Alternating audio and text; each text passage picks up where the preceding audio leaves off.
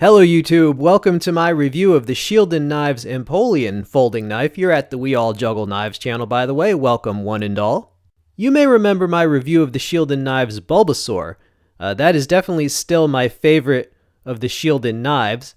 Now, Shieldon Knives is very open to criticism and feedback, right? So if you have any ideas about this knife, or just about future designs that you would like to see, ideas about blade shapes, about the materials that you like, help them out with some feedback in the comments there.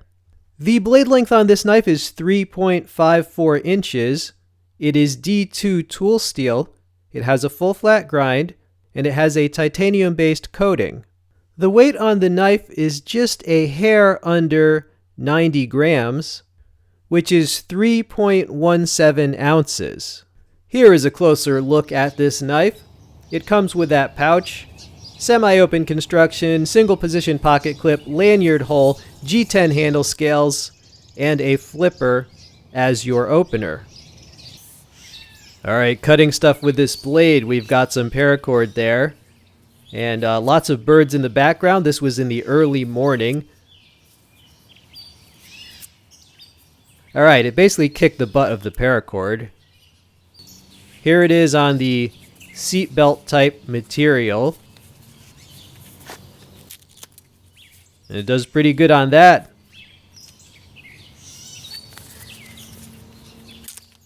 Almost as good as a serrated blade, really. That did pretty well. Next up, we got a piece of wood, yes, and we're going to turn it into a pointed piece of wood. Some whittling. Alright, so how are you all doing these days in these trying and unprecedented times? Yes, I mean, how much longer will we have to be able to just enjoy our hobby of nice little pocket knives? I don't know, but I'd say live each day to the fullest. You know what I'm saying? But anyway, this is doing really well on the whittling task. There you go, your crayon of wood. Next up, oh, you forgot your utility knife? No problem.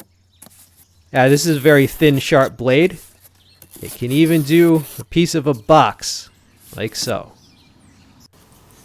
Here it is on a pepper.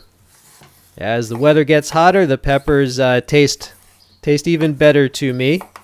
Hope you're all getting healthy. The time is short, man. You gotta prepare for what may come. And this did an excellent job on that organic matter. Here it is on some paper. I love me a good old paper test.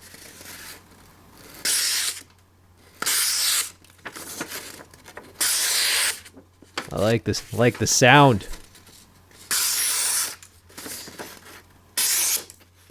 Now that was when I first got the knife, and they really did an excellent job on that edge. No complaints. Very high initial sharpness. Here's that pocket clip in use in the pocket. And here's a close-up of that clip.